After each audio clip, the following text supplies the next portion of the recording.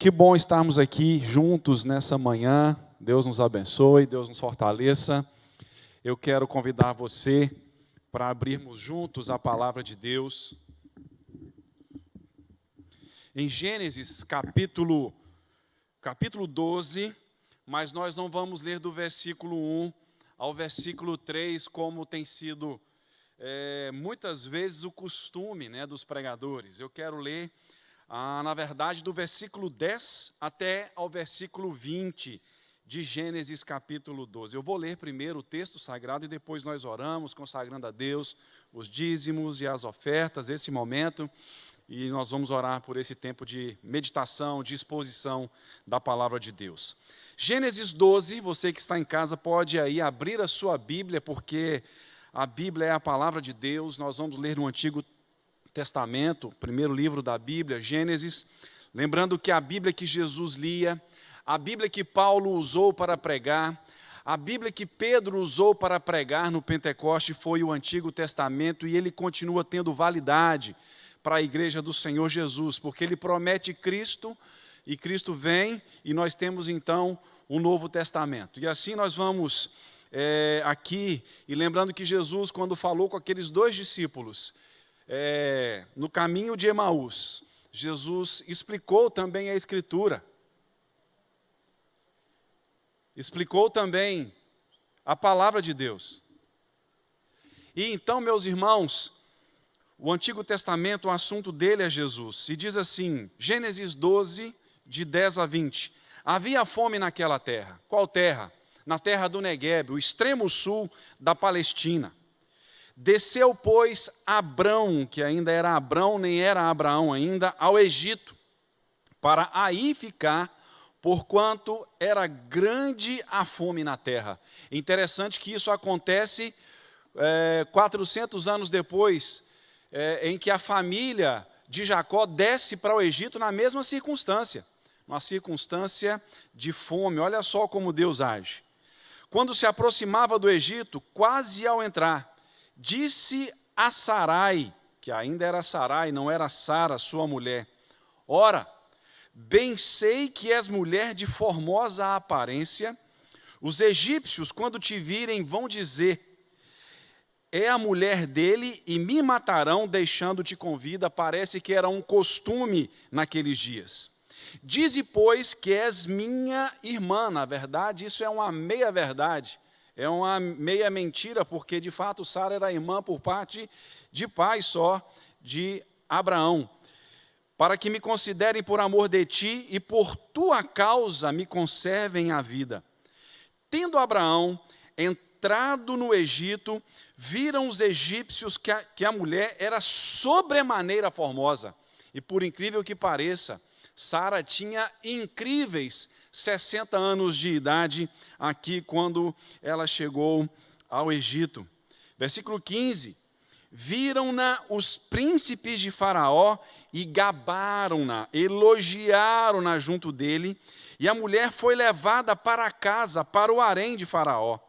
Este, por causa dela, por causa de Sara, tratou bem a Abraão, o qual veio a ter ovelhas, bois, jumentos, escravos e escravas, jumentas e camelos. Porém, o Senhor puniu Faraó e sua casa com grandes pragas por causa de Sarai, mulher de Abraão. E isso aconteceu 430 anos depois também, quando Deus pune o Egito, os deuses do Egito, as pragas, conhecidas pragas do Egito, para que então Faraó deixasse ir o povo. E nós vamos ver aqui que o outro Faraó, um Faraó anterior, no versículo 18, chama Abraão e lhe disse: que é isso que me fizeste? Porque não me disseste que era ela tua mulher? E me disseste ser tua irmã? Por isso a tomei para ser minha mulher. Agora, pois, eis a tua mulher, toma e vai, assim como o Faraó fez lá em Êxodo, depois das pragas. E Faraó deu ordens aos seus homens a respeito dele, e acompanharam-no, a ele, a sua mulher e a tudo que possuía. Amém e amém. Nós vamos orar então, neste instante. Pai querido, obrigado por esse tempo de culto, Obrigado pela tua palavra. Obrigado, Senhor, pelo teu povo que fielmente dizima e oferta e confia e obedece e te adora, ó Deus, com os recursos materiais e financeiros que o Senhor tem produzido e dado a cada um de nós, e nós te bendizemos por isso, ó Deus, que o Senhor continue multiplicando nas nossas casas e também nos ajudando, ó Deus, a pregar o Evangelho, usar esses recursos para a pregação do Evangelho, e também, ó Deus, que nós continuemos socorrendo o teu povo, ó Deus, aqueles que têm tido necessidade, aqueles que têm passado por momentos de dificuldade nesses tempos, ó Deus, de pandemia que estamos vivendo, ó Deus. Muito obrigado por esse tempo aqui. Muito obrigado por este culto, por cada um, ó Deus, que assiste e participa conosco. Fala conosco nessa hora mais uma vez, pela tua palavra, em nome de Jesus. Amém e amém. Amém, amém, amém. Bem, depois de grandes revelações de Deus para Abraão, e Abraão aqui é um tipo de Cristo, o Antigo Testamento aponta para Cristo, os personagens, as histórias, os acontecimentos, os eventos, as instituições, o tabernáculo, o templo, as leis dietéticas, tudo aponta para Cristo. E como Abraão aqui no capítulo 12 é um tipo de Cristo. Abraão era rico, bem-sucedido na sua terra, e Deus o chama para sair da sua terra, deixar todo o seu conforto. Da mesma forma foi com Jesus Cristo. Filipenses capítulo 2 nos diz que Jesus Cristo, mesmo sendo Deus, não usou como usurpação o fato de ser Deus, mas ele se esvaziou, deixou a sua glória para vir para um lugar que ele, como Deus, que não tinha ainda se encarnado, não conhecia, como homem conheceu, sentiu a vida, as durezas da vida, como eu e como você. E Abraão, da mesma forma, larga todo o seu conforto para ser usado nas mãos de Deus para abençoar todas as famílias da terra, para receber a salvação de Deus, para ser uma bênção para todas as nações. E a salvação, nós somos salvos para isso, para sermos bênçãos na vida de outras pessoas. Abraão é aqui usado para começar uma nova história, um novo povo após o fracasso na torre que nós vemos na Torre de Babel. Abraão, então, enfrenta desafios, tem as promessas e as garantias de Deus para construir esse novo povo. E então, quando chega na Palestina e vem mais ao sul, vem para o Negueb, vem para a região extremo sul da Palestina, chegando lá, ele encontra fome.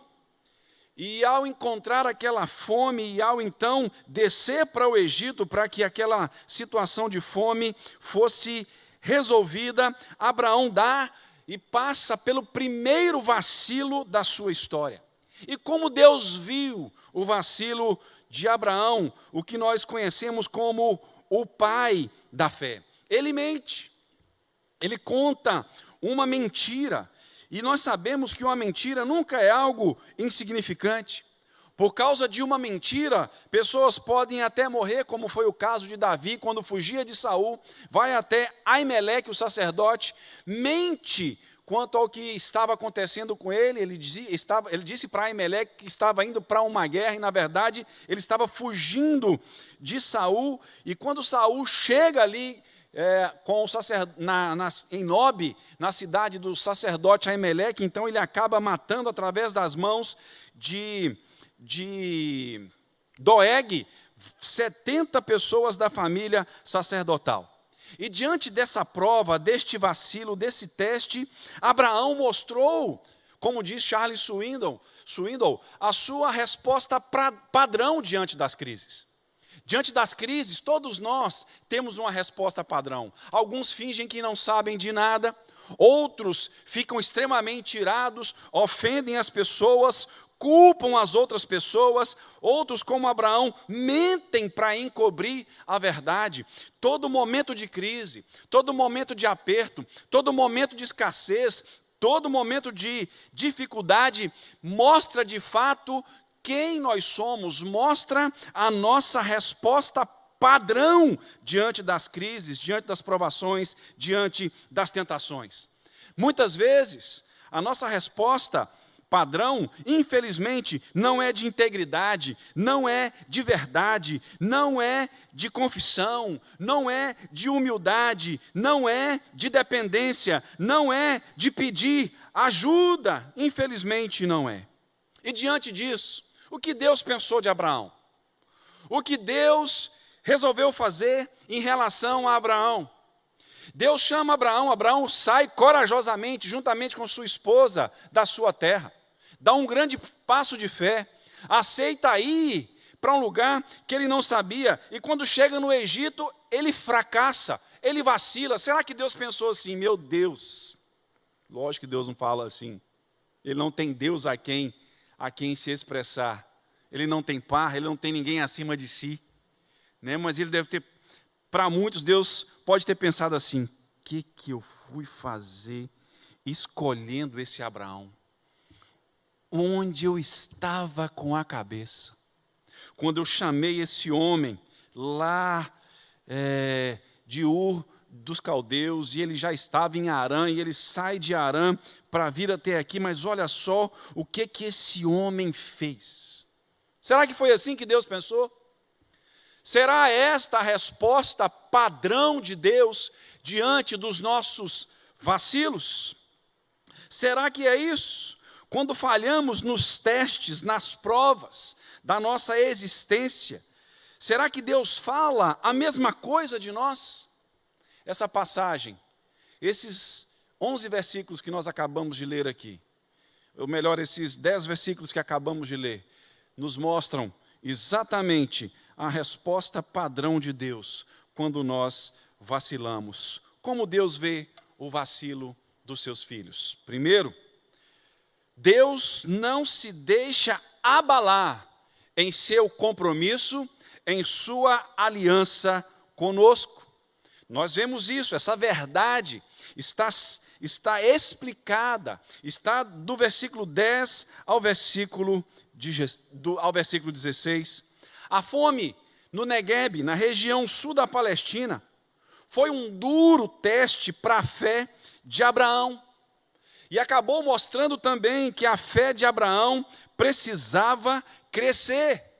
E é aqui que Abraão difere de Jesus Cristo.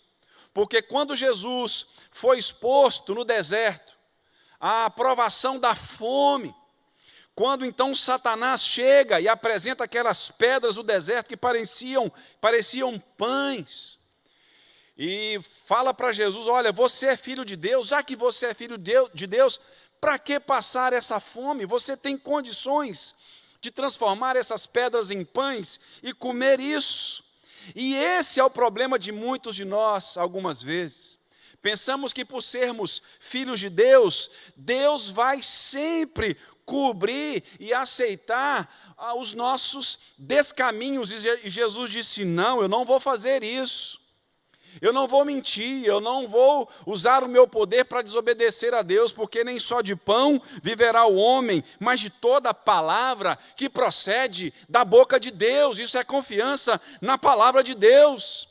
A nossa maior necessidade, quando digo palavra de Deus não está além e fora da Bíblia. Nós temos suficientemente toda a palavra de Deus, tudo que nós precisamos para saber e experimentar uma vida que honra a Deus, que glorifica a Deus, que expõe e apresenta a Deus ao mundo. Tudo que precisamos saber e viver está na Bíblia, de Gênesis a Apocalipse. E sabe, meus irmãos, às vezes um aperto financeiro inesperado, um problema de saúde, algum tipo de traição, algum tipo de decepção, revela quem nós somos. Até ali, até o versículo 9, Abraão tinha obtido revelações de Deus, orou, Deus falou com Abraão, construiu altares. Mas é claro que às vezes parece que o mesmo Deus que se apresenta a nós numa circunstância, às vezes Deus se esconde, e se esconde mesmo, e se esconde exatamente nas provações, nas cruzes, nas dificuldades da nossa história. Sempre Ele está presente, mesmo que os nossos olhos não consigam perceber. E aqui, do versículo 10 ao versículo 20, Abraão descobre que ser servo de Deus, que ser filho de Deus, não se constitui somente em construir altar, não se constitui somente em tempos de rituais, sejam na igreja, sejam em casa, não. A vida com Deus é andar por fé e não por vista, conforme nos diz 2 Coríntios capítulo 5, versículo 7.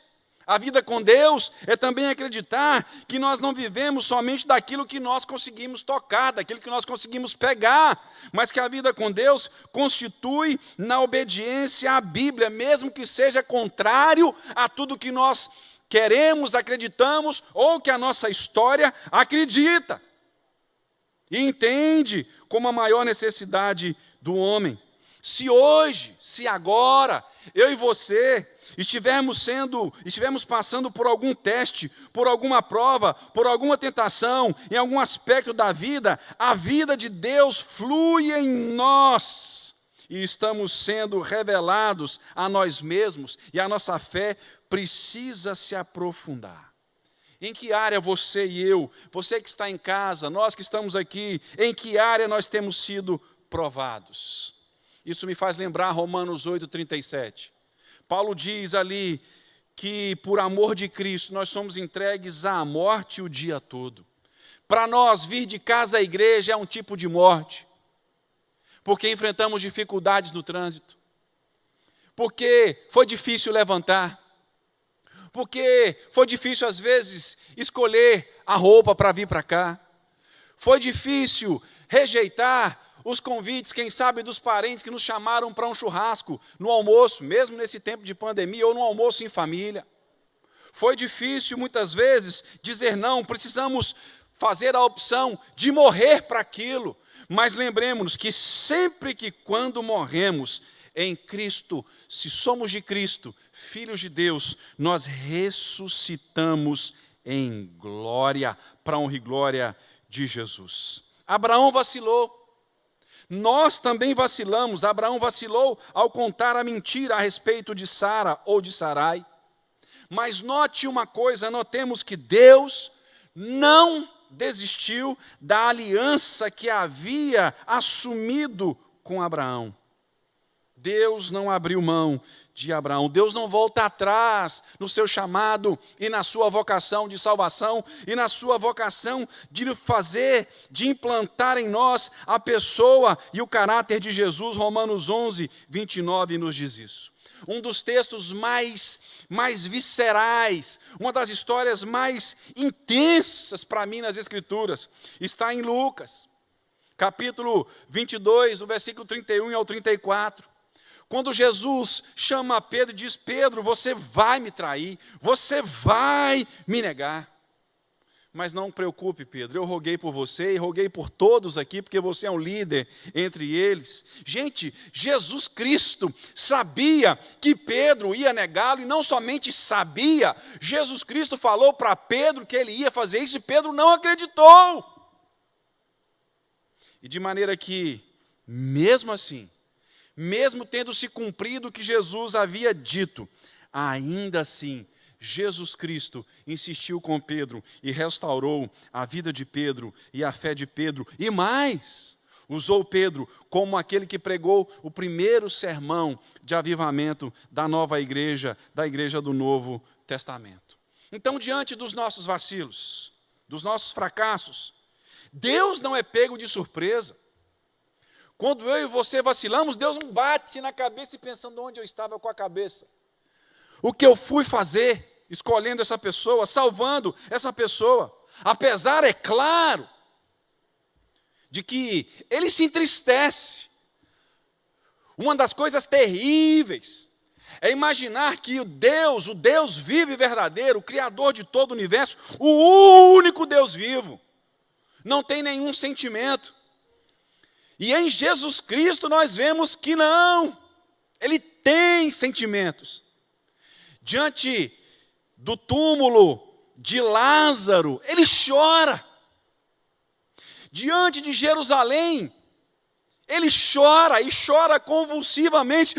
Jerusalém, chora. A expressão, a palavra grega ali mostra exatamente isso. É um Deus que sente as nossas dores, que sofre com as nossas decepções. Mas o sofrimento de Deus não quer dizer que Ele não tenha todo o poder para aproveitar, para tirar proveito, para incorporar no seu plano perfeito os nossos vacilos. Isso porque Ele fez uma aliança perfeita, uma aliança inquebrável comigo e com você. E certamente não é por mim e não é por você, certamente é por causa do seu grande amor com que nos amou.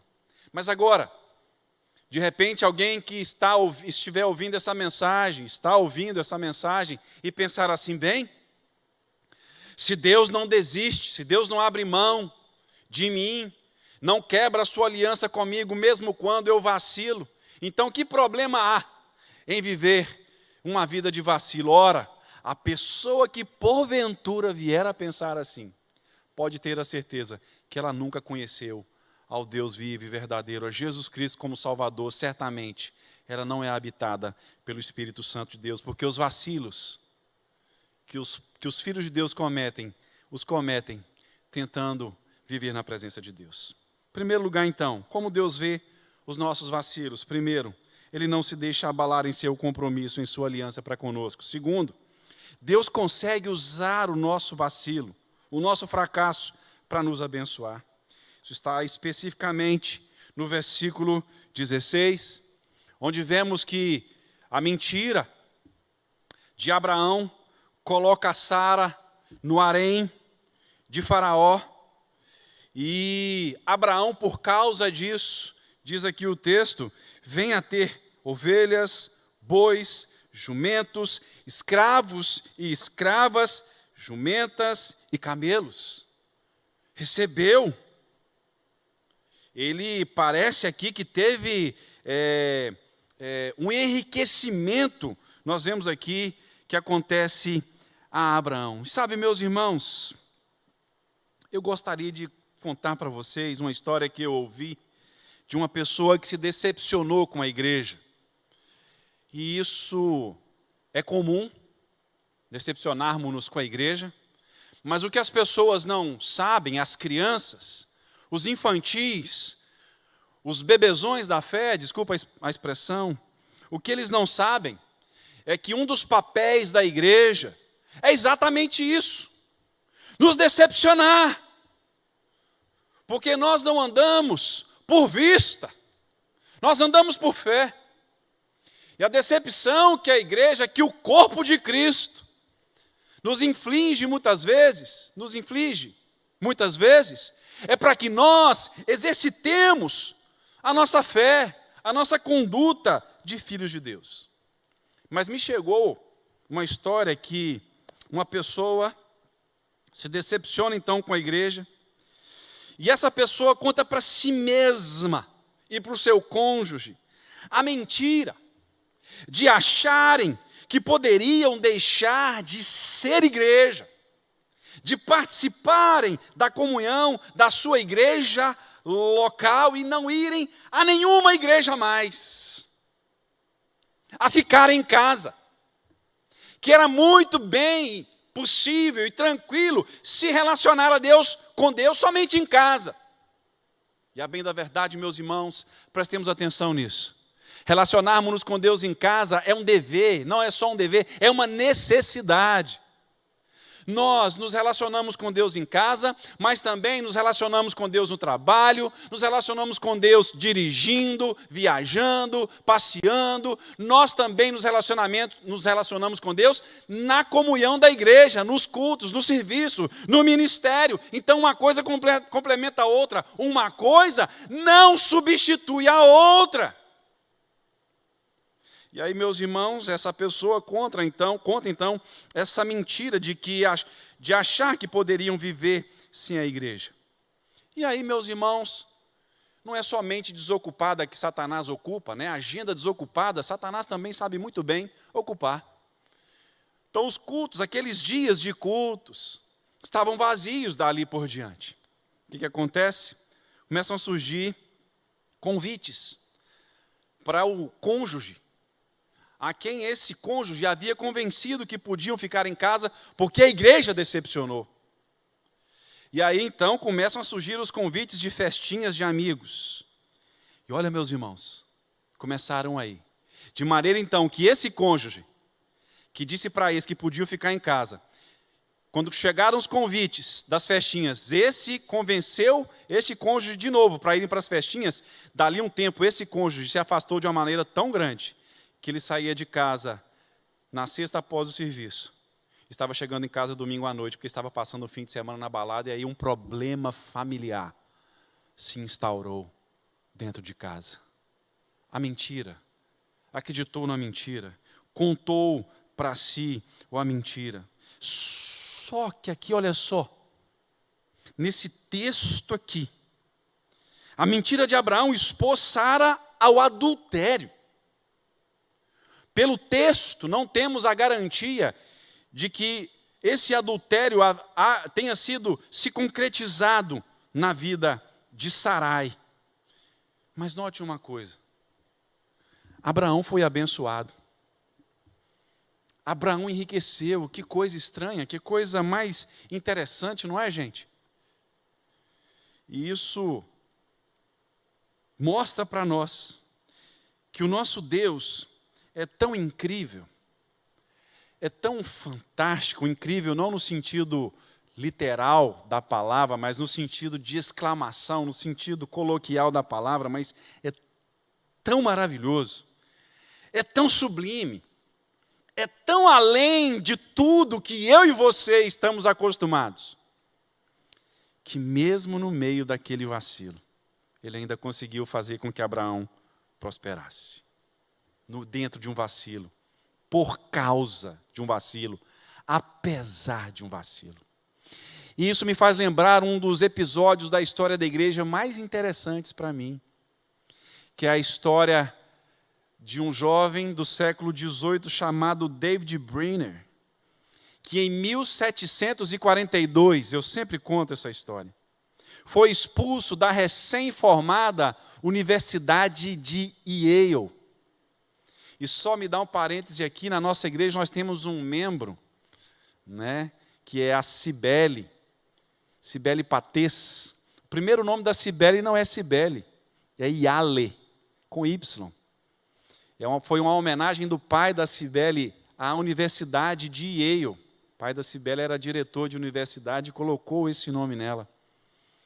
E quem ajudou, quem participou da fundação, dos inícios da Universidade de Yale, foi aquele que depois ia acabar se tornando o sogro de David Brainerd, o conhecido e homem de Deus, Jonathan Edwards.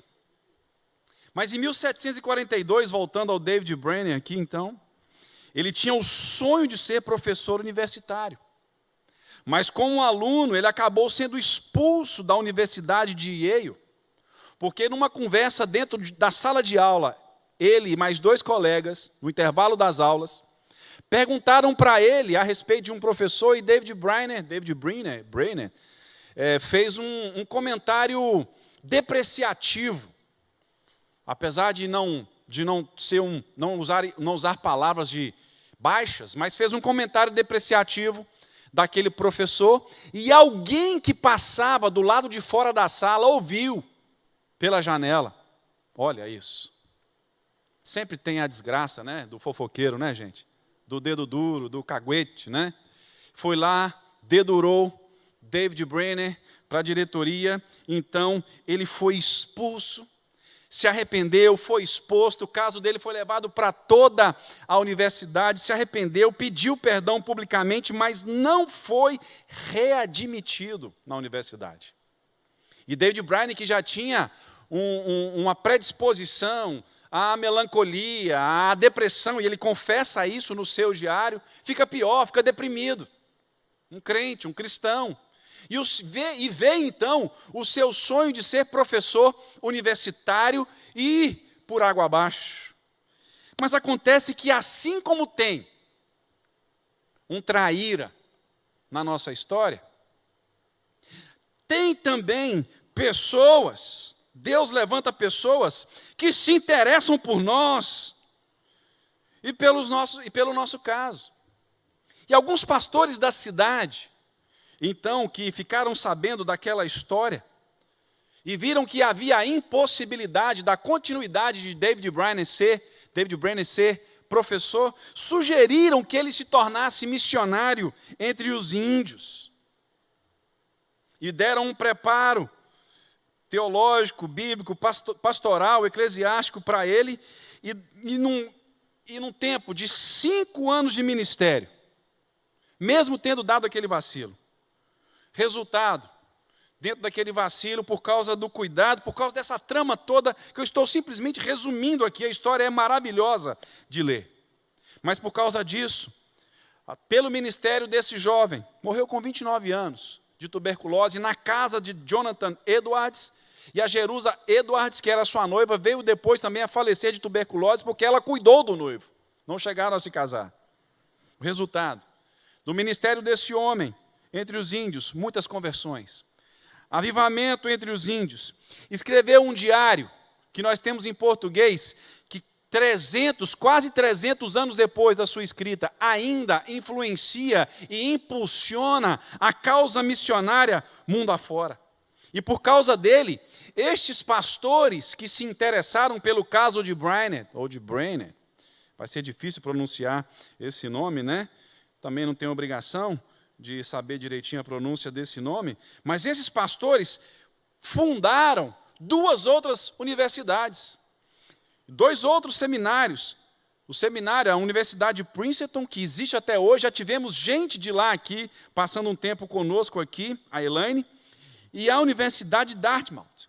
Esses pastores fundaram essas universidades para que elas fossem mais humanas no seu tratamento em relação às pessoas. E aqui nós vemos o fruto irônico do vacilo na vida de David Brainerd. E é isso que Deus faz comigo e com você. O fruto irônico do nosso vacilo na nossa história. John Bunyan disse que às vezes, depois de cair em pecado, quando esperava que Deus fosse castigá-lo severamente, na verdade, a primeira coisa que ele recebia de Deus era a revelação da sua graça e do seu amor. E somente Deus consegue fazer assim comigo e com você. A providência de Deus é tão maravilhosa e poderosa que Ele consegue pegar os nossos vacilos e ainda assim nos promover, usar isso para a nossa maturidade, para nosso fortalecimento, e Ele cuida de todas as coisas ao nosso redor. É por isso que nós temos que andar seguros, firmes na presença de Jesus. Já que os vacilos que nós cometemos na nossa história, Deus consegue fazer prosperidade. Deixa eu te falar uma coisa, os vacilos que outros cometeram na nossa história também, quando somos alvo dos pecados de alguém, das consequências dos pecados de alguém, da mesma forma, Deus faz esses vacilos se transformarem em prosperidade para cada um de nós.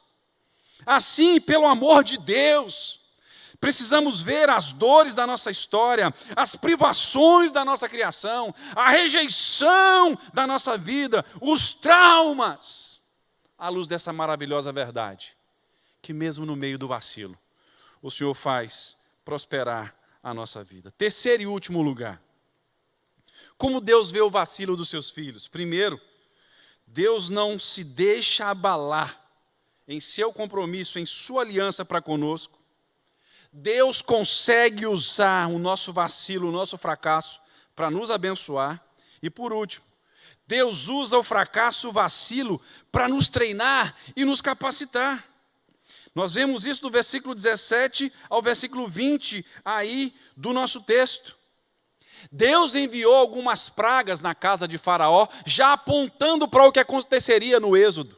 430 anos depois, conforme a contagem de Estevão, lá em Atos, capítulo 7. O erro de Abraão, preste atenção nisso, não justificava o erro de Faraó. E podemos saber Se erraram conosco, não devolvamos, pois pode ser pior para nós. Um erro não justifica o outro, um erro não se conserta um erro com outro erro. E outro fato, Deus protege o inocente. Mesmo Faraó não sendo o homem escolhido por Deus, mas Deus viu a inocência em Faraó e protegeu a Faraó, apesar das pragas. Se revelou a Faraó, disse para ele: rapaz, não toca nessa mulher. Essa mulher aí é esposa, e faz parte, é esposa do homem que eu chamei para uma nova história, que é tipo do meu filho. Então não toca nessa mulher. Sara foi cuidada por Deus. E sabe, meus irmãos, agir errado com o inocente é a pior coisa que tem, é covardia. Bater em bêbado. Esses são os covardes também, que Apocalipse diz que ficarão do lado de fora. Fora ficam os covardes, os cães. E por causa desse versículo de Apocalipse, alguns perguntam: no céu vai ter cachorro? Gente, claro que vai. Pelo amor de Deus. Vai ser novo céu e nova terra. Deus não cria para destruir. Deus cria para renovar. A queda veio e Deus então vai renovar, vai refazer todas as coisas de forma perfeita, inclusive os animais. Os cães ali é a linguagem dos dias de Apocalipse, para mostrar que, assim, as pessoas que não têm vergonha. Porque um cão, se ele tiver que comer lixo, ele come, na boa, um vira-lata, né? E todo cachorro é vira-lata, gente, desculpa, até os de madame. Solta na rua para você ver se ele não vai no lixo. Não tem jeito, né? Outra, cachorro, eles copulam, né? Se acasalam na frente de todo mundo. Esse é o cão, aquele que peca e não está nem aí. E as redes sociais provam que as pessoas hoje estão como cães, né? Porque postam nudes e a legenda é: o Senhor é meu pastor e nada me faltará. Aleluia, né, gente? Louvado seja o nome do Senhor Jesus Cristo, né? Que você peca vendo nudes, às vezes ali no passar, né? Porque é quase um nudes, né? E você se santifica lendo a legenda. Oh, glória a Deus, né? Oh, Deus nos livre. É claro que não é assim, né, gente? Mas voltando ao texto, voltando a Gênesis, voltando à história de Abraão, diante das doenças, Sarai ficou livre daquelas doenças, daquelas pragas dentro da casa de Faraó. Faraó vai a Abraão e diz: rapaz, deixa eu te contar uma coisa, para de ser mentiroso e some daqui, pelo amor de Deus. Foi mais ou menos isso que Faraó disse a Abraão no versículo 18. Deus usou Faraó para colocar o dedo no nariz de Abraão. E muitas vezes Deus usa inimigos, pessoas desconhecidas para nos confrontar. Nós precisamos de confronto. Dizem que é melhor uma dura verdade do que uma doce mentira. O pastor Rogério postou, hoje de manhã eu vi uns textos, algumas frases do Cote, ele falando sobre lisonja, né? Cuidado, não aceite lisonja não, porque a lisonja engana. Nos engana, e quem está nos lisonjeando pode ser que está querendo dar uma grande rasteira em nós. Às vezes, então, Deus usa pessoas desconhecidas, estranhas, Deus usa em especial até inimigos, para nos falar, para nos chamar a atenção, para a ficha cair, porque Deus já falou na igreja, Deus já falou na televisão, Deus já falou na Bíblia, já falou nos cânticos da Cassiane, já falou nos cânticos de um monte de gente, e nós não acreditamos. Então Deus às vezes levanta alguém para dizer: rapaz, Deus usa os nossos vacilos para nos treinar e nos capacitar, e para sermos treinados e capacitados, precisamos tantas vezes ser confrontados cara a cara. Nós precisamos aceitar isso, porque nós precisamos saber que o nosso maior inimigo somos nós mesmos. E como Deus nos treina? Deus nos pune, Deus nos castiga, Deus fica de mal da gente, fica com raivinha, se afasta de nós. Olha, meus irmãos, ele não precisa fazer isso. Porque tudo isso ele já fez em seu Filho, em si mesmo, em Jesus Cristo.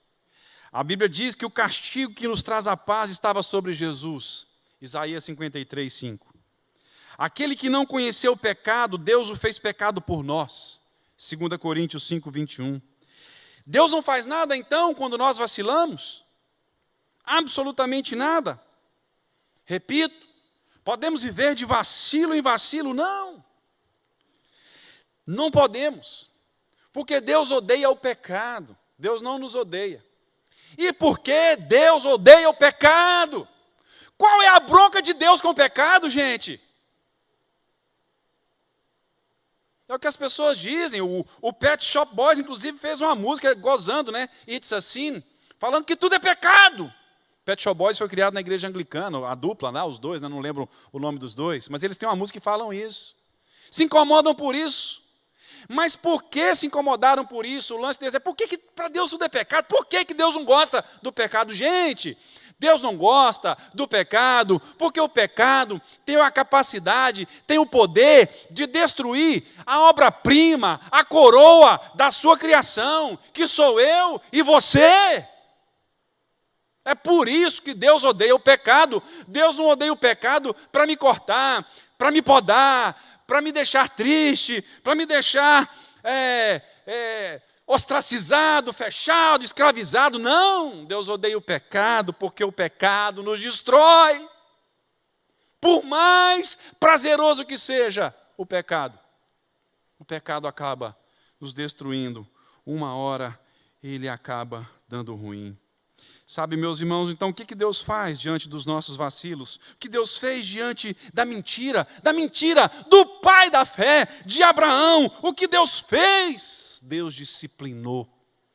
E é interessante notar que a palavra disciplina no grego tem a mesma raiz da palavra discipular.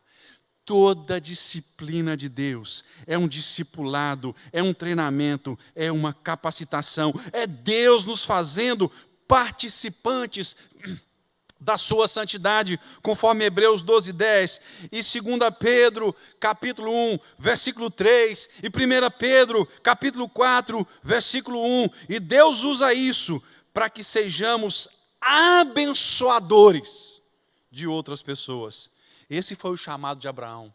E é interessante notar que quando nós lemos em Gálatas capítulo 3, versículo 8, que vale a pena, inclusive, ler essa referência, ler esse texto, em Gálatas capítulo 3, versículo 8, o apóstolo Paulo diz o seguinte: ora, tendo a Escritura, a Bíblia, previsto que Deus justificaria pela fé os gentios, pré-anunciou o Evangelho a Abraão. O que é o Evangelho que Deus pré-anunciou a Abraão? Em ti serão abençoados todos os povos. Quer saber o que é Evangelho? É sermos abençoados para abençoar todos os povos.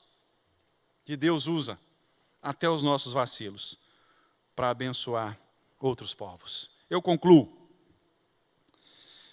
Aos 67 anos de idade, a fábrica de Thomas Alva Edison, né, o inventor da lâmpada, né, da lâmpada elétrica, pega fogo, toda a fábrica pega fogo. E naquela noite, para aquela madrugada, o filho de Thomas Edison procura ansiosamente pelo seu pai, preocupado com seu pai, obviamente, naquele grande incêndio. E Edison, então, de repente, vem correndo do pátio na direção do seu filho e diz para o seu filho: meu filho, cadê a sua mãe? Cadê sua mãe? Chama sua mãe, vai lá, acorda sua mãe, busca sua mãe e as amigas da sua mãe. Aí o filho perguntou: mas pai, por quê? Ele disse: olha, elas nunca verão um incêndio desse outra vez. Chame-as para que elas venham ver esse espetáculo.